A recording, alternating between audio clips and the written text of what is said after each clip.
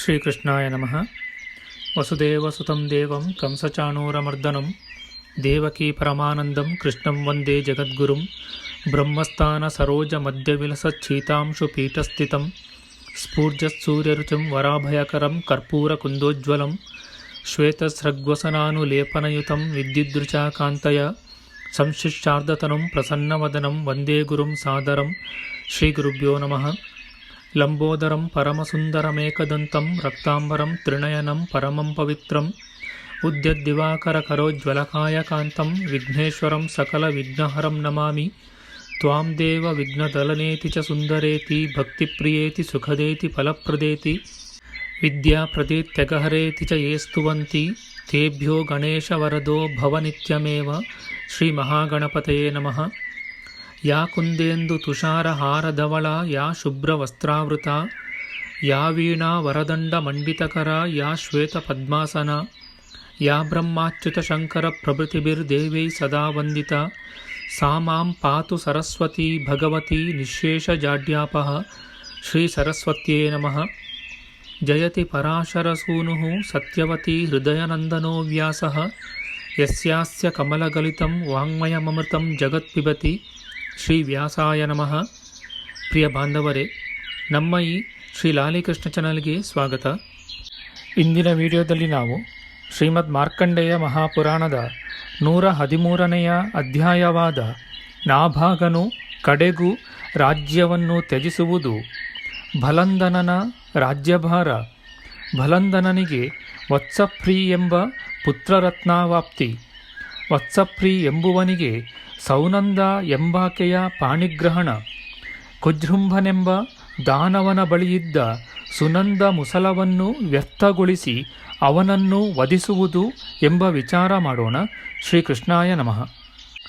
ಮಾರ್ಕಂಡೇಯ ಮುನಿಯು ಇಂತೆಂದನು.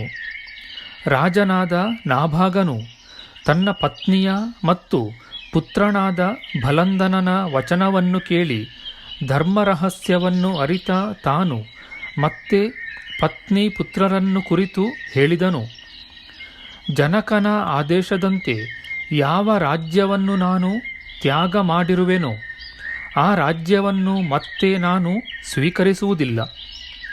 ಹೀಗಿರಲು ಉಪಯೋಗವಿಲ್ಲದ ಮಾತನ್ನು ಆಡಿ ನೀನು ನಿನ್ನ ಆತ್ಮಕ್ಕೆ ಏಕೆ ಕ್ಲೇಶವನ್ನುಂಟು ಮಾಡಿಕೊಳ್ಳುತ್ತೀಯೇ?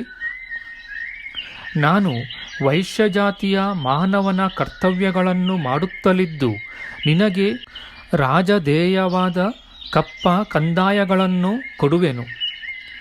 ನೀನು ಅಶೇಷವಾದ ರಾಜ್ಯವನ್ನು ಭುಂಜಿಸು, ಅಥವಾ ರಾಜ್ಯ ತ್ಯಾಗದ ಇಷ್ಟವಿದ್ದರೆ ಅದರಂತೆ ತ್ಯಾಗ ಮಾಡು. ರಾಜಪುತ್ರನಾದ ಆ ಭಲಂದನನು ತಂದೆಯಿಂದ ಆ ಸಮಯದಲ್ಲಿ ಹೀಗೆ ಹೇಳಲ್ಪಟ್ಟವನಾಗಿ ಧರ್ಮದಿಂದ ರಾಜ್ಯವನ್ನು ಪಾಲಿಸಿದನು ಮತ್ತು ಪತ್ನಿ ಪಾಣಿಗ್ರಹಣವನ್ನು ಮಾಡಿಕೊಂಡನು. ದ್ವಿಜನಾದ ಕ್ರೌಷ್ಟುಕಿಯೇ, ರಾಜ್ಯಾಭಿಷಿಕ್ತನಾದ ಭಲಂದನನ ಚಕ್ರವು ಪೃಥಿವಿಯಲ್ಲಿ ಅಕುಂಠಿತವಾಗಿದ್ದಿತು. ಅಧರ್ಮದಲ್ಲಿ ಯಾರಿಗೂ ಪ್ರವೃತ್ತಿ ಇರಲಿಲ್ಲ ಮತ್ತು ಎಲ್ಲ ರಾಜರು ಅವನ ವಶವರ್ತಿಗಳಾಗಿದ್ದರು ಮತ್ತು ಅವನಿಂದ ವಿಧಿವತ್ತಾಗಿ ಯಜ್ಞವು ಆಚರಿಸಲ್ಪಟ್ಟಿತು. ಅವನು ಭೂಮಿಯನ್ನು ಉತ್ತಮ ರೀತಿಯಲ್ಲಿ ಪಾಲಿಸಿದನು. ಸಕಲ ಭೂಮಂಡಲದಲ್ಲಿ ಶತ್ರುಗಳನ್ನು ಶಾಸನ ಮಾಡುವ ಭಲಂದನನು ಏಕಮಾತ್ರ ಪ್ರಭುವಾಗಿದ್ದನು. ಅವನಿಗೆ ವತ್ಸಪ್ರೀತಿ ಎಂಬ ನಾಮಾಂಕನದಿಂದ ಪ್ರಸಿದ್ಧನಾಗುವ ಒಬ್ಬ ಪುತ್ರನು ಜನಿಸಿದನು. ಮಹಾತ್ಮನೂ ಮತ್ತು ಸಕಲ ಗುಣರಾರಾಜಿತನೂ ಆದ ಆ ವತ್ಸಪ್ರೀತಿಯಿಂದ ತಂದೆಯು ಮೀರಿಸಲ್ಪಡುವಂತೆ ಇದ್ದನು. ಹೀಗೆ ಗುಣಗಳಿಂದ ಗಣ್ಯನಾಗಿ ರಾರಾಜಿಸುವ ವತ್ಸಪ್ರೀತಿಗೆ ವಿದೂರಥ ಎಂಬ ರಾಜನ ಪುತ್ರಿಯಾದ ಸೌನಂದ ಎಂಬುವಳು ಭಾರ್ಯೆಯಾಗಿದ್ದಳು. ಮಹಾಮಹಿಮೆಯುಳ್ಳವಳು ಮತ್ತು ಪತಿವ್ರತೆಯೂ ಆದ ಸೌನಂದೆಯು ಆ ವತ್ಸಪ್ರಿಯಿಂದ ದೇವೇಂದ್ರನಿಗೆ ಶತ್ರುವೂ ರಾಕ್ಷಸೇಶ್ವರನೂ ಆದ ಕುಜೃಂಭ ಎಂಬ ಅಸುರನನ್ನು ವಧಿಸಿ ಶೌರ್ಯದಿಂದ ಹೊಂದಲ್ಪಟ್ಟಿದ್ದಳು. ಕ್ರೌಷ್ಟುಕಿಯು ಹೀಗೆಂದನು: ಪೂಜ್ಯನಾದ ಮಾರ್ಕಂಡೇಯ ಮುನಿಯೇ, ವತ್ಸಪ್ರೀತಿಯು ಕುಜೃಂಭಾಸುರನನ್ನು ಕೊಂದು ಸೌನಂದೆಯನ್ನು ಹೇಗೆ ಹೊಂದಿದನು? ನೀನು ನನ್ನಲ್ಲಿ ಪ್ರಸನ್ನವಾದ ಅಂತಃಕರಣದಿಂದ ಈ ಆಖ್ಯಾನವನ್ನು ಉಪದೇಶಿಸಬೇಕು. ಮಾರ್ಕಂಡೇಯ ಮುನಿಯು ಇಂತೆಂದನು: ಭೂಮಿಯಲ್ಲಿ ಪ್ರಖ್ಯಾತವಾದ ಕೀರ್ತಿಯುಳ್ಳ ವಿದೂರಥನೆಂಬ ನಾಮಾಂಕನವುಳ್ಳ ಒಬ್ಬ ರಾಜನಿದ್ದನು. ಅವನಿಗೆ ಸುನೀತಿ, ಸುಮತಿ ಎಂಬ ನಾಮಾಂಕಿತರಾದ ಇಬ್ಬರು ಪುತ್ರರಿದ್ದರು. ಒಂದು ಸಮಯದಲ್ಲಿ ವಿದೂರಥ ರಾಜನು ಬೇಟೆಗಾಗಿ ಅರಣ್ಯಕ್ಕೆ ತೆರಳಿದನು. ಅಲ್ಲಿ ಭೂಮಿದೇವಿಯ ತೆರೆದ ಮುಖದಂತಿರುವ ಒಂದು ದೊಡ್ಡದಾದ ಹಳ್ಳವನ್ನು ರಾಜನು ಕಂಡನು. ಆ ರಾಜನು ಬಿಲವನ್ನು ನೋಡಿ ಇದೇನಿರಬಹುದು ಎಂದು ಚಿಂತಿಸತೊಡಗಿದನು. ಅತಿ ಭಯಂಕರವಾದ ಈ ಹಳ್ಳವು ಪಾತಾಳ ಲೋಕದ ದ್ವಾರವೆಂದು ಭಾವಿಸುವಂತೆ ಇದೆ. ಇದು ಪುರಾತನವಾದ ಭೂಮಿಯ ಹಳ್ಳವಲ್ಲ. ನಿರ್ಜನವಾದ ಅರಣ್ಯದಲ್ಲಿ ಹೀಗೆ ಚಿಂತಿಸುತ್ತಾ ಭ್ರಮಿಸುತ್ತಿದ್ದ ವಿದೂರಥನು ಅಲ್ಲಿಗೆ ಬಂದ ಸುವ್ರತನೆಂಬ ನಾಮಾಂಕಿತನಾದ ತಪಸ್ವಿ ಬ್ರಾಹ್ಮಣನೊಬ್ಬನನ್ನು ಕಂಡನು. ಆಗ ವಿಸ್ಮಯಗೊಂಡ ವಿದೂರಥ ರಾಜನು ಸ್ಪಷ್ಟವಾಗಿ ಒಳಭಾಗಗಳನ್ನು ತೋರ್ಪಡಿಸುವ ಅತಿ ಗಂಭೀರವಾದ ಭೂಮಿ ಬಿಲದ ವಿಷಯದಲ್ಲಿ ಇದೇನು ಎಂದು ಆ ಮುನಿಯನ್ನು ಪ್ರಶ್ನಿಸಿದನು. ಸುವ್ರತ ಮುನಿಯು ಹೇಳಿದನು: ರಾಜನೇ, ಈ ಬಿಲವು ಏಕೆ ನಿನಗೆ ತಿಳಿಯದು? ನೀನು ಎಲ್ಲ ವಾಕ್ ಮತ್ತು ಅರ್ಥಗಳನ್ನು ತಿಳಿದವನೆಂದು ನಾನು ಭಾವಿಸಿರುವೆನು. ನರೇಂದ್ರನು ಭೂಮಿಯಲ್ಲಿರುವ ಎಲ್ಲ ವಿಷಯವನ್ನು ತಿಳಿದಿರಬೇಕಲ್ಲವೇ? ಪಾತಾಳ ಲೋಕದಲ್ಲಿ ಮಹತ್ತಾದ ವೀರ್ಯದಿಂದ ಕೂಡಿದವನು ಮತ್ತು ಉಗ್ರರೂಪಿಯೂ ಆದ ಒಬ್ಬ ದಾನವನು ವಾಸ ಮಾಡಿಕೊಂಡಿರುವನು. ಅವನು ಭೂಮಿಯನ್ನು ಹಳ್ಳ ಮಾಡಿ ಬಾಯಿ ತೆರೆಸುವವನಾದ್ದರಿಂದ ಕುಜೃಂಭನೆಂದು ಅನ್ವರ್ಥ ನಾಮಾಂಕಿತನಾಗಿರುವನು. ಈ ಕುಜೃಂಭಾಸುರನಿಂದ ಭೂಮಿಯಲ್ಲಿ ಅಥವಾ ದೇವಲೋಕದಲ್ಲಿ ಯತ್ಕಿಂಚಿತ್ತಾದ ವಸ್ತುವು ರತ್ನದಂತೆ ಮಾಡಲ್ಪಡುವುದು. ರಾಜನೇ, ಅಂತಹ ಕುಜೃಂಭಾಸುರನನ್ನು ನೀನು ಏಕೆ ತಿಳಿದಿಲ್ಲ? ಪೂರ್ವಕಾಲದಲ್ಲಿ ತ್ವಷ್ಟೃ ಪ್ರಜಾಪತಿಯು ಸುನಂದ ಎಂಬ ಮುಸಲಾಯುಧವನ್ನು ನಿರ್ಮಿಸಿದ್ದನು.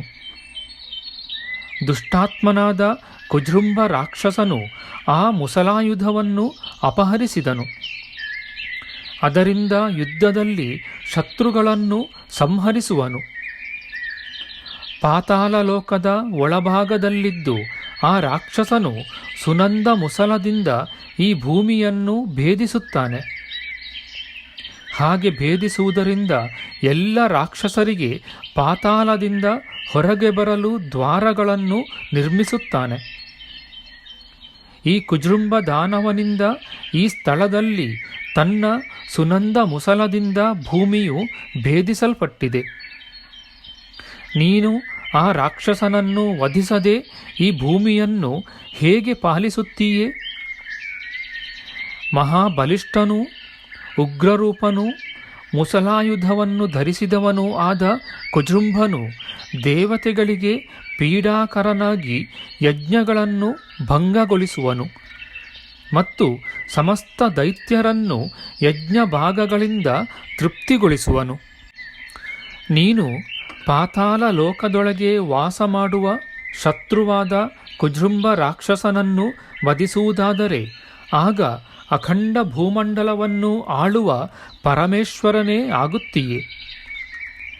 ಬಲಶಾಲಿಯಾದ ಆ ಕುಜೃಂಭನ ಮುಸಲಾಯುಧವನ್ನು ಸೌನಂದವೆಂದು ಜನರು ಕರೆಯುತ್ತಾರೆ ಮತ್ತು ಪ್ರಾಜ್ಞರು ಆ ಮುಸಲದಲ್ಲಿರುವ ಬಲಾಬಲಗಳನ್ನು ತಿಳಿದು ಹೀಗೆ ಹೇಳುತ್ತಿರುವರು: ರಾಜನೇ, ಆ ಸೌನಂದ ಮುಸಲವು ಸ್ತ್ರೀ ಸ್ಪರ್ಶವನ್ನು ಹೊಂದಿದರೆ ಹಾಗೆ ಸ್ಪರ್ಶವಾದ ಒಂದು ದಿನ ಮಾತ್ರ ನಿರ್ವೀರ್ಯವಾಗುವುದು. ಮಾರನೆಯ ದಿನ ಮತ್ತೆ ಆ ಮುಸಲವು ವೀರ್ಯವತ್ತಾಗುವುದು ಎಂದು ಹೇಳಲ್ಪಟ್ಟಿದೆ. ದುರಾಚಾರಪರನಾದ ಕುಜುಂಬದಾನವನು ಸ್ತ್ರೀಯ ಹಸ್ತಾಗ್ರ ಸ್ಪರ್ಶದಿಂದ ವೀರ್ಯವು ಕುಂದಿ ಹೋಗುವಂತೆ ಇರುವ ದೋಷದಿಂದ ಕೂಡಿದ ಮುಸಲದಲ್ಲಿದ್ದ ಪ್ರಭಾವವನ್ನು ತಿಳಿದಿರುವುದಿಲ್ಲ. ವಿದೂರಥ ರಾಜನೇ, ದುರಾತ್ಮನಾದ ಕುಜೃಂಭದಾನವನ ಬಲವನ್ನು ಮತ್ತು ಸೌನಂದ ಮುಸಲದಲ್ಲಿದ್ದ ಪ್ರಭಾವವನ್ನು ನಾನು ನಿನಗೆ ಹೇಳಿರುವೆನು.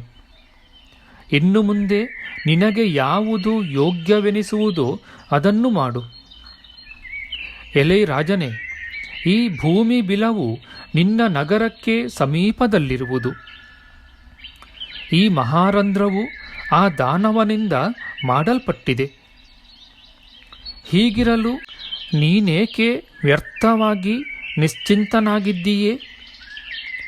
ಸುವ್ರತ ಮುನಿಯು ಹೀಗೆಂದು ಹೇಳಿ ಹೊರಟು ಹೋಗಲಾಗಿ, ಇತ್ತ ಆ ವಿದೂರಥ ರಾಜನು ನಗರಕ್ಕೆ ಹೋಗಿ ನಗರದ ಮಧ್ಯದಲ್ಲಿ ಮಂತ್ರವೇತ್ತರಾದ ಮಂತ್ರಿ ಜನರೊಂದಿಗೆ ಮಂತ್ರಾಲೋಚನೆಯನ್ನು ನಡೆಸಿದನು. ಆ ಸಮಯದಲ್ಲಿ ರಾಜನು ಮಂತ್ರಿಗಳಿಗೆ ತಾನು ಕೇಳಿದ ಎಲ್ಲ ಅಂಶಗಳನ್ನು ಹೇಳಿದನು. ಅವುಗಳಲ್ಲಿ ಮುಸಲಾಯುಧದ ಪ್ರಭಾವ ಮತ್ತು ಅದಕ್ಕೆ ಸಂಭವಿಸುವ ನಿರ್ವೀರ್ಯತೆ ಇವುಗಳನ್ನು ತಿಳಿಸಿದನು.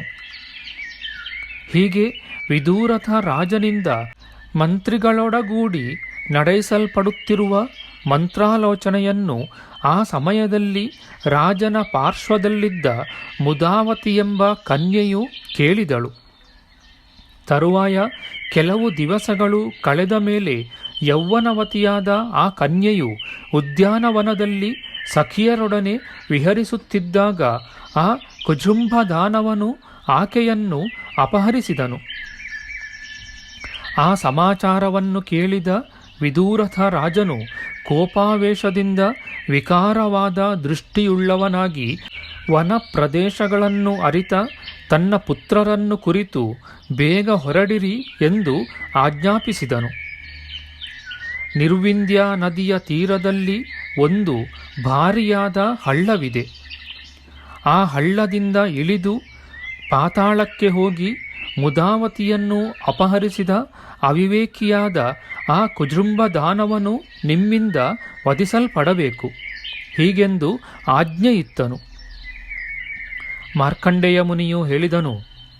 ತರುವಾಯ ಅತಿಯಾಗಿ ಕೋಪಗೊಂಡ ಆ ರಾಜಪುತ್ರರು ಸೈನ್ಯ ಸಮೇತರಾಗಿ ಆ ಬಿಲದ ಬಳಿಗೆ ಹೋಗಿ ಮುಂದೆ ಆ ದಾನವನ ಪದವನ್ನು ಅನ್ವೇಷಣ ಮಾಡುತ್ತಾ ಬಿಲದೊಳಗಿನಿಂದ ರಾಕ್ಷಸನನ್ನು ಹೊಂದಿ ಅವನೊಡನೆ ಯುದ್ಧ ಮಾಡಿದರು. ಆಗ ರಾಜಪುತ್ರರು ಮತ್ತು ದಾನವ ಇವರಿಗೆ ಪರಿಘ, ಕತ್ತಿ, ಶಕ್ತ್ಯಾಯುಧ, ಶೂಲ, ಕೊಡಲಿ ಮತ್ತು ಬಾಣ ಮುಂತಾದ ಬಗೆ ಬಗೆಯ ಆಯುಧಗಳನ್ನು ಉಪಯೋಗಿಸುತ್ತಾ ಭಯಂಕರವಾದ ಯುದ್ಧವು ಸತತವಾಗಿ ನಡೆಯಿತು. ಅನಂತರ ಮಾಯಾಬಲವುಳ್ಳ ಆ ಕುಜೃಂಭಾಸುರನಿಂದ ಯುದ್ಧದಲ್ಲಿ ವಧಿಸಲ್ಪಟ್ಟ ಸಮಸ್ತ ಸೈನ್ಯ ಪರಿವಾರವುಳ್ಳ ಇಬ್ಬರು ರಾಜಪುತ್ರರು ಸೆರೆಹಿಡಿಯಲ್ಪಟ್ಟರು. ಮುನಿಶ್ರೇಷ್ಠನಾದ ಕ್ರೌಷ್ಟುಕಿಯೇ, ಆ ವೃತ್ತಾಂತವನ್ನು ಕೇಳಿ ಬಂಧನಕ್ಕೆ ಸಿಕ್ಕಿದ ಪುತ್ರರುಳ್ಳವನೂ ಮತ್ತು ಅತಿಶಯವಾದ ದುಃಖವನ್ನು ಹೊಂದಿದವನೂ ಆದ ವಿದೂರಥ ರಾಜನು ತನ್ನ ಸಮಸ್ತ ಸೈನಿಕರಿಗೆ ಹೀಗೆಂದು ಹೇಳಿದನು. ಯಾವನು ಆ ದಾನವನನ್ನು ವಧಿಸಿ ನನ್ನ ಕನ್ಯೆಯಾದ ಮುದಾವತಿಯನ್ನು ಬಿಡಿಸುವನೋ, ವಿಶಾಲವಾದ ಕಣ್ಣುಗಳುಳ್ಳ ಸುಂದರಿಯಾದ ಆಕೆಯನ್ನು ಅವನಿಗೆ ಕೊಟ್ಟು ವಿವಾಹ ಮಾಡುವೆನು. ಕ್ರೌಷ್ಟುಕಿ ಮುನಿಯೇ, ಪುತ್ರರು ಮತ್ತು ಕನ್ಯೆಯರನ್ನು ಬಂಧನದಿಂದ ಮುಕ್ತರನ್ನಾಗಿ ಮಾಡುವ ಆಶೆಯೇ ಇಲ್ಲದಂತಾದ ರಾಜನು ಆಗ ತನ್ನ ನಗರದಲ್ಲಿ ಹೀಗೆಂದು ಘೋಷಣೆ ಮಾಡಿಸಿದನು. ಈ ಸಮಯದಲ್ಲಿ ಶೌರ್ಯದಿಂದ ಕೂಡಿದವನು, ಅಸ್ತ್ರವಿದ್ಯಾಭ್ಯಾಸಿಯೂ ಬಲಿಷ್ಠನೂ ಮತ್ತು ಬಲಂದನನ ಪುತ್ರನೂ ಆದ ವತ್ಸಪ್ರೀ ಎಂಬುವನು ನಗರದಲ್ಲಿ ಸಾರಿ ಹೇಳಲ್ಪಡುತ್ತಿದ್ದ ಈ ವಿಷಯವನ್ನು ಕೇಳಿದನು. ವತ್ಸಪ್ರೀತಿಯು ತನ್ನ ತಂದೆಯ ಮಿತ್ರನೂ ನಿರುಪಮನೂ ಮತ್ತು ರಾಜೋತ್ತಮನೂ ಆದ ವಿದೂರಥನ ಬಳಿಗೆ ಹೋಗಿ ವಿನಯದಿಂದ ನಮಸ್ಕಾರ ಮಾಡಿದವನಾಗಿ ಅವನಲ್ಲಿ ಹೀಗೆ ಹೇಳಿದನು. ಈ ಕಾರ್ಯದಲ್ಲಿ ನೀನು ನನ್ನನ್ನೇ ಆಜ್ಞಾಪಿಸು. ನಿನ್ನ ಪ್ರಭಾವದಿಂದಲೇ ಆ ದೈತ್ಯನನ್ನು ಸಂಹರಿಸಿ ನಿನ್ನ 2 ಪುತ್ರರನ್ನೂ ಹಾಗೂ ಕನ್ಯೆಯನ್ನೂ ಬಿಡಿಸಿಕೊಂಡು ಬರುವೆನು. ಮಾರ್ಕಂಡೇಯ ಮುನಿಯು ಹೇಳಿದನು. ತರುವಾಯ ವಿದೂರಥ ರಾಜನು ತನ್ನ ಪ್ರಿಯಮಿತ್ರನ ಪುತ್ರನಾದ ಆ ವತ್ಸಪ್ರೀತಿಯನ್ನು ಸಂತೋಷದಿಂದ ಆಲಿಂಗಿಸಿಕೊಂಡನು ಮತ್ತು ಆ ರಾಜನು, ವತ್ಸನೆ, ಕಾರ್ಯಸಾಧನೆಗೆ ನೀನು ಪ್ರಯಾಣ ಮಾಡು ಎಂದು ಹರಸಿ ಹೇಳಿದನು. ವತ್ಸನಾದ ನೀನು ನನ್ನ ಪುತ್ರರನ್ನು ಬಂಧಮುಕ್ತರನ್ನಾಗಿ ಮಾಡುವ ಈ ಕಾರ್ಯವನ್ನು ಸಾಧಿಸಿದರೆ ನನ್ನ ಸ್ಥಾನದಲ್ಲಿ ಇರುತ್ತೀಯೇ. ವತ್ಸನೆ, ಆದುದರಿಂದ ನಿನ್ನ ಮನಸ್ಸು ಉತ್ಸಾಹಪೂರ್ಣವಾಗಿದ್ದರೆ ಈ ಕಾರ್ಯವನ್ನು ಬೇಗ ಸಾಧಿಸು. ಮಾರ್ಕಂಡೇಯ ಮುನಿಯು ಹೇಳಿದನು. ತರುವಾಯ ಖಡ್ಗ, ಬಿಲ್ಲು, ಬಾಣ, ಹಸ್ತತ್ರಾಣ ಮತ್ತು ಅಂಗುಲಿತ್ರಾಣ ರೂಪವಾದ ಸಕಲ ಉಪಕರಣಗಳಿಂದ ಕೂಡಿದ ವೀರನಾದ ವತ್ಸಪ್ರೀತಿಯು ತ್ವರೆಯಿಂದ ಆ ಬಿಲದ ಮೂಲಕವಾಗಿ ಪಾತಾಳಕ್ಕೆ ಹೋದನು. ಅನಂತರದಲ್ಲಿ ಭಲಂದನನ ಪುತ್ರನಾದ ವತ್ಸಪ್ರೀತಿಯು ಕರ್ಣಕಠೋರವಾದ ಬಿಲ್ಲಿನ ಟಂಕಾರ ಶಬ್ದವನ್ನು ಮಾಡಿದನು. ಆ ಟಂಕಾರ ಶಬ್ದದಿಂದ ಪಾತಾಳ ಲೋಕವೆಲ್ಲ ತುಂಬಿ ಹೋದ ಮಧ್ಯಭಾಗ ಉಳ್ಳದ್ದಾಯಿತು. ತರುವಾಯ ದಾನವೇಶ್ವರನಾದ ಕುಜೃಂಭಾಸುರನು ಮೌರ್ವಿ ಹುರಿಯಿಂದ ಆದ ಬಿಲ್ಲಿನ ಶಬ್ದವನ್ನು ಕೇಳಿ ಬಲು ಕೋಪ ತಾಳಿದವನಾಗಿ ತನ್ನ ಸೈನ್ಯ ಸಮೇತನಾಗಿ ಓಡಿಬಂದನು. ಅನಂತರದಲ್ಲಿ ಸೈನ್ಯ ಪರಿವಾರ ಸಮೇತನೂ ಬಲಶಾಲಿಯೂ ಮತ್ತು ರಾಜಪುತ್ರನೂ ಆದ ವತ್ಸಪ್ರೀತಿಗೂ ಹಾಗೆಯೇ ಸೇನಾ ಸಮೇತನೂ ಮತ್ತು ವಿಕ್ರಮಶಾಲಿಯೂ ಆದ ಕುಜೃಂಭಾಸುರನಿಗೂ ಘೋರವಾದ ಕದನವು ಜರುಗಿತು. ರಾಜಕುಮಾರನೊಡನೆ ಆ ದಾನವೇಶ್ವರನು ಯಾವಾಗ 3 ದಿನಗಳವರೆಗೆ ಹೋರಾಡಿದರೂ ಜಯಗಳಿಸಲು ಅಶಕ್ತನಾದನೋ ಆಗ ಕೋಪದಿಂದ ತುಂಬಿ ಹೋದ ಕುಜೃಂಭನು ಮುಸಲಾಯುಧವನ್ನು ತರಲು ಧಾವಿಸಿದನು. ಮಹಾಭಾಗ್ಯಶಾಲಿಯಾದ ಕ್ರೌಷ್ಟುಕಿಯೇ, ತ್ವಷ್ಟೃ ಪ್ರಜಾಪತಿಯಿಂದ ನಿರ್ಮಿಸಲ್ಪಟ್ಟ ಆ ಮುಸಲಾಯುಧವು ಅಂತಃಪುರದಲ್ಲಿ ಗಂಧ, ಮಾಲ್ಯ, ಧೂಪ ಮುಂತಾದ ಉಪಚಾರಗಳಿಂದ ಪೂಜಿಸಲ್ಪಡುತ್ತಿದೆ. ಆ ಸಮಯದಲ್ಲಿ ತಿಳಿದ ಮುಸಲಾಯುಧದ ಪ್ರಭಾವವುಳ್ಳ ಮುದಾವತಿಯು ವಿನಯದಿಂದ ಬಾಗಿದ ಶಿರವುಳ್ಳವಳಾಗಿ ಶ್ರೇಷ್ಠವಾದ ಆ ಮುಸಲಾಯುಧವನ್ನು ಸ್ಪರ್ಶಿಸಿದಳು. ಮಹಾಸುರನಾದ ಆ ಕುಜೃಂಭನು ಯಾವಾಗ ಮತ್ತೆ ಮುಸಲವನ್ನು ಪರಿಗ್ರಹಿಸಲು ಬಂದನೋ ಆಗ ಮಂಗಳಾಂಗಿಯಾದ ಮುದಾವತಿಯು ನಮಸ್ಕರಿಸುವ ನೆಪದಿಂದ ಅನೇಕ ಸಲ ಮುಸಲವನ್ನು ಸ್ಪರ್ಶ ಮಾಡಿದಳು. ತರುವಾಯ ದೈತ್ಯೇಶ್ವರನಾದ ಕುಜೃಂಭನು ರಣರಂಗಕ್ಕೆ ಹೋಗಿ ಆ ಮುಸಲದಿಂದ ಯುದ್ಧ ಮಾಡಿದನು. ಆದರೆ ಆಗ ಶತ್ರುಗಳಲ್ಲಿ ಅಸುರನು ಮಾಡಿದ ಮುಸಲ ಪ್ರಹಾರಗಳು ವ್ಯರ್ಥವಾದವು. ಮುನಿಯಾದ ಕ್ರೌಷ್ಟುಕಿಯೇ, ತನ್ನ ಅಸ್ತ್ರಗಳಲ್ಲೆಲ್ಲ ಉತ್ತಮವಾದ ಸೌನಂದವೆಂಬ ಮುಸಲಾಯುಧವು ನಿರ್ವೀರ್ಯವಾಗಲು ಆ ಕುಜೃಂಭಾಸುರನು ರಣದಲ್ಲಿ ಇತರ ಶಸ್ತ್ರಾಸ್ತ್ರಗಳಿಂದ ಯುದ್ಧ ಮಾಡಿದನು. ಕುಜೃಂಭಾಸುರನು ಶಸ್ತ್ರಾಸ್ತ್ರಗಳ ವಿಷಯದಲ್ಲಿ ಆ ರಾಜಪುತ್ರನಿಗೆ ತುಲ್ಯನಾಗಿ ವಿಕ್ರಮಿಯಾಗಿರಲಿಲ್ಲ. ಅವನಿಗೆ ಮುಸಲಾಯುಧದಿಂದ ಮಾತ್ರ ವಿಶೇಷವಾದ ಬಲವಿದ್ದಿತು. ಆ ಬಲವು ತನ್ವಿಯಾದ ಮುದಾವತಿಯಿಂದ ಭಂಗಗೊಳಿಸಲ್ಪಟ್ಟಿತು. ತರುವಾಯ ರಾಜಪುತ್ರನಾದ ವತ್ಸಪ್ರೀತಿಯು ದಾನವನು ಪ್ರಯೋಗಿಸಿದ ಶಸ್ತ್ರ ಅಸ್ತ್ರಗಳನ್ನು ವ್ಯರ್ಥಗೊಳಿಸಿ ಆ ಅಸುರನನ್ನು ರಥಶೂನ್ಯನನ್ನಾಗಿ ಮಾಡಿದನು. ಆಮೇಲೆ ಮತ್ತೆ ಅಸುರನು ಚರ್ಮ ಖಡ್ಗಗಳನ್ನು ಹಿಡಿದು ಯುದ್ಧಕ್ಕೆ ಓಡಿ ಬಂದನು.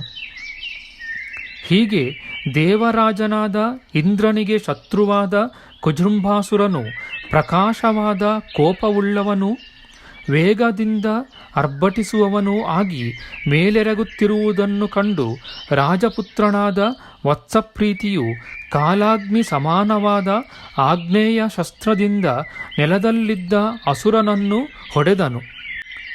ಆಗ ಆಗ್ನೇಯಾಸ್ತ್ರದಿಂದ ವಕ್ಷಸ್ಥಳದಲ್ಲಿ ಬಲವಾಗಿ ಹೊಡೆಯಲ್ಪಟ್ಟ ದೇವಕಂಟಕನಾದ ಕುಜೃಂಭಾಸುರನು ತನ್ನ ದೇಹವನ್ನು ತ್ಯಜಿಸಿದನು. ಅದರಿಂದ ಭೂಮಿಯ ಕೆಳಗಣ ಲೋಕಗಳಲ್ಲಿ ಇರುವ ಮಹಾನಾಗಗಳಿಗೆ ಕೂಡಲೇ ಅತಿಶಯವಾದ ಉತ್ಸವದಂತಾಯಿತು. ತರುವಾಯ ರಾಜಕುಮಾರನಾದ ವತ್ಸಪ್ರೀತಿಯ ಮೇಲೆ ಆಕಾಶದಿಂದ ಪುಷ್ಪವೃಷ್ಟಿಯೂ ಸುರಿಯಿತು. ಅನೇಕ ಗಂಧರ್ವರಾಜರು ಗಾನ ಮಾಡಿದರು. ಜೊತೆಯಲ್ಲಿ ದೇವಲೋಕದ ವಾದ್ಯಗಳು ಭೋರ್ಗರೆದವು. ಅಷ್ಟರಲ್ಲಿ ರಾಜಕುವರನಾದ ವತ್ಸಪ್ರೀತಿಯು ದುಷ್ಟ ದಾನವನನ್ನು ವಧಿಸಿ ಬಂಧರಾಗಿದ್ದ ಆ ಇಬ್ಬರು ರಾಜಪುತ್ರರನ್ನು ಬಂಧಮುಕ್ತರನ್ನಾಗಿ ಮಾಡಿದನು. ಹಾಗೂ ಕೃಶಾಂಗಿಯಾದ ಮುದಾವತಿಯೆಂಬ ಕನ್ಯೆಯನ್ನು ಅಲ್ಲಿಂದ ಬಿಡಿಸಿದನು. ಹೀಗೆ ಆ ಕುಜೃಂಭನೆಂಬ ಅಸುರನು ಹತನಾಗಿ ಹೋಗಲು ಆ ಮುಸಲಾಯುಧವನ್ನು ಶೇಷನೆಂಬ ಸಂಜ್ಞೆಯಿಂದ ಅಂಕಿತನಾದ ಅನಂತನೆಂಬ ನಾಗರಾಜನು ವಶಕ್ಕೆ ತೆಗೆದುಕೊಂಡನು. ಸಮಸ್ತ ಸರ್ಪಗಳಿಗೆ ಈಶ್ವರನೂ ಮಹಾತಪಸ್ವಿಯೂ ಮತ್ತು ಧ್ಯಾನಿಸಲ್ಪಟ್ಟ ಮುದಾವತಿಯ ಮನೋವೃತ್ತಿಯುಳ್ಳವನೂ ಆದ ಆದಿಶೇಷನು ಆ ಮುದಾವತಿಯ ವಿಷಯದಲ್ಲಿ ವಿಶೇಷವಾಗಿ ಸಂತುಷ್ಟನಾದನು. ಸ್ತ್ರೀ ಕರಸ್ಪರ್ಶದಿಂದ ಆಗುವ ವ್ಯತ್ಯಾಸವುಳ್ಳ ಮುಸಲ ಪ್ರಭಾವವನ್ನು ಅರಿತವಳು, ಅತ್ಯಂತ ಶುಭಕರಳೂ ಆದ ಮುದಾವತಿಯು ಸುನಂದ ಮುಸಲದ ಸ್ಪರ್ಶವನ್ನು ಮತ್ತೆ ಮತ್ತೆ ಮಾಡಿದಳು. ದ್ವಿಜೋತ್ತಮನಾದ ಕ್ರೌಷ್ಟುಕಿಯೇ, ತರುವಾಯ ನಾಗರಾಜನು ಮುದಾವತಿಗೆ ಸೌನಂದ ಮುಸಲವನ್ನು ಮುಟ್ಟಿ ರಾಕ್ಷಸ ವೀರ್ಯವನ್ನು ಅಡಗಿಸಿದ ಗುಣದ ಚಿಹ್ನೆಯಾಗಿ ಸುನಂದ ಎಂಬ ಹೆಸರನ್ನು ಇಟ್ಟನು. ಅನಂತರ ರಾಜಪುತ್ರನಾದ ವತ್ಸಪ್ರೀತಿಯು ಸಹೋದರರೊಡನೆ ಆ ಸುನಂದ ಎಂಬ ಕನ್ಯೆಯನ್ನು ಬಂಧನದಿಂದ ಮುಕ್ತರನ್ನಾಗಿ ಮಾಡಿ ತಂದೆಯ ಸಮೀಪಕ್ಕೆ ಕರೆತಂದನು ಮತ್ತು ವಿಧೂರಥ ರಾಜನನ್ನು ವಂದಿಸಿ ಹೇಳಿದನು: ತಂದೆಯೇ, ನಿನ್ನ ಆಜ್ಞಾವಚನದಂತೆ ನಿನ್ನ ಇಬ್ಬರು ಪುತ್ರರನ್ನೂ ಮತ್ತು ಮುದಾವತಿಯೆಂಬ ಈ ಕನ್ಯೆಯನ್ನು ಕರೆತಂದಿರುವೆನು. ಇನ್ನು ಮುಂದೆ ನಾನೇನು ಮಾಡಬೇಕೋ ಆ ಕರ್ತವ್ಯವನ್ನು ಆಜ್ಞಾಪಿಸು. ಮಾರ್ಕಂಡೇಯ ಮುನಿಯು ಹೀಗೆಂದನು. ಅನಂತರದಲ್ಲಿ ಆನಂದದಿಂದ ತುಂಬಿ ಹೋದ ಹೃದಯವುಳ್ಳ ಆ ವಿಧೂರಥ ಮಹಾರಾಜನು, ವತ್ಸನೇ ವತ್ಸನೇ, ಭಲ ಭಲ, ಎಂತಹ ಸಾಹಸವನ್ನು ಮಾಡಿರುವೆಯೆಂದು ಗಟ್ಟಿಯಾಗಿ ಕೂಗಿದನು. ವತ್ಸನೇ, ಇಂದಿನಿಂದ ನಾನು 3 ನಿಮಿತ್ತಗಳಿಂದ ದೇವತೆಗಳಿಂದಲೂ ಅಭಿನಂದಿಸಲ್ಪಟ್ಟಿರುವೆನು. ಈ ಸಾಹಸವನ್ನು ತೋರಿಸಿ ನೀನು ನನಗೆ ಅಳಿಯನಾಗಿ ಲಭಿಸಿರುವೆ ಮತ್ತು ಶತ್ರುವಾದ ಕುಜೃಂಭನನ್ನು ವಧಿಸಿದ್ದೀಯೆ. ಹಾಗೂ ನನ್ನ ಪುತ್ರರಿಬ್ಬರು ಮತ್ತು ಪುತ್ರಿಯಾದ ಮುದಾವತಿಯು ಏನೊಂದು ಅಪಾಯವೂ ಇಲ್ಲದ ಹಾಗೆ ಇಲ್ಲಿಗೆ ಬಂದಿರುವರು. ಆದುದರಿಂದ ಪ್ರಶಸ್ತವಾದ ಈ ದಿನದಲ್ಲಿ ನೀನು ನನ್ನ ಅನುಮತಿಯಂತೆ ಈಕೆಯ ಪಾಣಿಯನ್ನು ಗ್ರಹಿಸು. ರಾಜಪುತ್ರನಾದ ವತ್ಸಪ್ರೀತಿಯೇ, ನೀನು ಸಂತೋಷಗೊಂಡವನಾಗಿ ಸುಂದರಾಂಗಿಯೂ ನನ್ನ ಪುತ್ರಿಯೂ ಆದ ಈ ಮುದಾವತಿ ಕನ್ಯೆಯನ್ನು ಪಾಣಿಗ್ರಹಣ ಮಾಡು. ಹಾಗೂ ನನ್ನನ್ನು ಸತ್ಯವಂತನನ್ನಾಗಿ ಮಾಡು. ರಾಜಪುತ್ರ ನಿಂತೆಂದನು: ತಂದೆಯಂತಿರುವ ನಿನ್ನ ಆಜ್ಞೆಯನ್ನು ನಾನು ಪಾಲಿಸಬೇಕು. ನೀನು ಹೇಗೆ ಆಜ್ಞಾಪಿಸುವೆಯೋ ನಾನು ಅದರಂತೆ ವರ್ತಿಸುವೆನು. ನೀನು ಇದನ್ನು ತಿಳಿದವನಾಗಿದ್ದೀಯೆ. ನಾವು ಯಾವುದಕ್ಕೂ ಸ್ವತಂತ್ರಾಧಿಕಾರವನ್ನು ಹೊಂದಿಲ್ಲ. ಮಾರ್ಕಂಡೇಯ ಮುನಿಯು ಹೇಳಿದನು, ತರುವಾಯ ರಾಜೇಂದ್ರನಾದ ವಿದೂರಥನು ತನ್ನ ಮಗಳಾದ ಮುದಾವತಿ ಮತ್ತು ಭಲಂದನನ ಪುತ್ರನಾದ ವತ್ಸಪ್ರೀತಿ ಇವರಿಬ್ಬರ ವೈವಾಹಿಕ ಮಂಗಲ ಕರ್ಮವನ್ನು ನೆರವೇರಿಸಿದನು. ಅನಂತರ ನವಯೌವನದಿಂದ ಕೂಡಿದ ವತ್ಸಪ್ರೀತಿಯು ನವೋಢಳಾದ ಮುದಾವತಿಯೊಡನೆ ರಮಣೀಯವಾದ ಅನೇಕ ಪ್ರದೇಶಗಳಲ್ಲಿಯೂ ಮತ್ತು ಅನೇಕ ಪ್ರಾಸಾದಗಳ ಶಿಖರಗಳಲ್ಲಿಯೂ ರಮಿಸಿದನು. ಹೀಗೆ ಕೆಲವು ಕಾಲವು ಕಳೆದ ತರುವಾಯ ವೃದ್ಧನಾದ ತಂದೆ ಭಲಂದನನು ವೈರಾಗ್ಯದಿಂದ ಅರಣ್ಯಕ್ಕೆ ತೆರಳಿದನು. ಆಗ ಪುತ್ರನಾದ ವತ್ಸಪ್ರೀತಿಯು ರಾಜ್ಯವನ್ನು ಆಳುವ ದೊರೆಯಾದನು. ವತ್ಸಪ್ರೀತಿ ರಾಜನು ಅನೇಕ ಯಜ್ಞ ಸಮಾರಂಭಗಳನ್ನು ನಡೆಯಿಸಿದನು. ಪ್ರಜೆಗಳನ್ನು ಧರ್ಮದಿಂದ ರಕ್ಷಿಸಿದನು. ಆಗ ಮಹಾತ್ಮನಾದ ವತ್ಸಪ್ರೀತಿಯಿಂದ ಪ್ರಜೆಗಳು ಪುತ್ರರಂತೆ ಪಾಲಿಸಲ್ಪಟ್ಟರು. ಹಾಗೆ ರಕ್ಷಿಸಲ್ಪಟ್ಟ ಪ್ರಜೆಗಳು ವೃದ್ಧಿ ಹೊಂದಿದರು. ಅವನ ರಾಜ್ಯದಲ್ಲಿ ವರ್ಣಸಂಕರ ದೋಷವೂ ಇರಲಿಲ್ಲ ಮತ್ತು ಆ ರಾಜ್ಯದಲ್ಲಿರುವ ಒಂದು ವ್ಯಕ್ತಿಗೂ ಶತ್ರು, ದುಷ್ಟಜಂತು, ನೀಚಜನ ಮುಂತಾದವರ ಭಯವಿರಲಿಲ್ಲ. ಹಾಗೂ ಆದಿದೈವಿಕ, ಆದಿಭೌತಿಕ ಮತ್ತು ಆಧ್ಯಾತ್ಮಿಕ ರೂಪವಾದ ಯಾವ ಉಪಸರ್ಗ ಬಾಧೆಯೂ ವತ್ಸಪ್ರೀತಿಯ ರಾಜ್ಯಭಾರ ಸಮಯದಲ್ಲಿ ಇರಲಿಲ್ಲ. ಇತಿ ಶ್ರೀ ಮಾರ್ಕಂಡೇಯ ಮಹಾಪುರಾಣೆ ಭಲಂದನ ವತ್ಸಪ್ರೀ ಚರಿತಂ ನಾಮ ತ್ರಯೋದಶಾಧಿಕ ಶತತಮೋಧ್ಯಾಯ. ನಮ್ಮ ಮುಂದಿನ ವಿಡಿಯೋದಲ್ಲಿ ನಾವು ಶ್ರೀಮದ್ ಮಾರ್ಕಂಡೇಯ ಮಹಾಪುರಾಣದ 114ನೆಯ ಅಧ್ಯಾಯವಾದ ಸುನಂದೆಯಲ್ಲಿ ಜನಿಸಿದ ವಂಶಾವಳಿಯಲ್ಲಿ ಪ್ರಜಾತಿ ಎಂಬುವನಿಗೆ ಖನಿತ್ರ ಮುಂತಾದ 5 ಪುತ್ರರ ಜನನ, ಖನಿತ್ರನು ವೈಭವದಿಂದ ರಾಜ್ಯಭಾರ ಮಾಡುವುದು ಎಂಬ ವಿಚಾರ ಮಾಡೋಣ. ಆಧ್ಯಾತ್ಮಿಕ ಚರ್ಚೆ ಮತ್ತು ವಿಚಾರ ವಿನಿಮಯಕ್ಕಾಗಿ ಶುರು ಮಾಡಿದ ಈ ಚಾನಲ್ನಲ್ಲಿ ನಾವು ಅಪ್ಲೋಡ್ ಮಾಡುವ ಎಲ್ಲ ವಿಡಿಯೋಗಳನ್ನು ಸಂಪೂರ್ಣವಾಗಿ ನೋಡಿ ನಿಮ್ಮ ಸಲಹೆಗಳನ್ನು ಕಮೆಂಟ್ ಬಾಕ್ಸ್ನಲ್ಲಿ ಬರೆಯಿರಿ. ದಯವಿಟ್ಟು ಈ ಚಾನಲ್ಗೆ ಸಬ್ಸ್ಕ್ರೈಬ್ ಮಾಡಿ ಹಾಗೂ ಬೆಲ್ ಬಟನನ್ನು ಒತ್ತಿ ನಾವು ಹಾಕುವ ಎಲ್ಲ ವಿಡಿಯೋಗಳನ್ನು ನೋಡಿ ಪ್ರೋತ್ಸಾಹಿಸಿ. ಕೃಷ್ಣಂ ನಾರಾಯಣಂ ವಂದೇ ಕೃಷ್ಣಂ ವಂದೇ ವ್ರಜಪ್ರಿಯಂ ಕೃಷ್ಣಂ ದ್ವೈಪಾಯನಂ ವಂದೇ ಕೃಷ್ಣಂ ವಂದೇ ಪೃಥಾಸುತಂ. ಶ್ರೀಕೃಷ್ಣಾಯ ನಮಃ.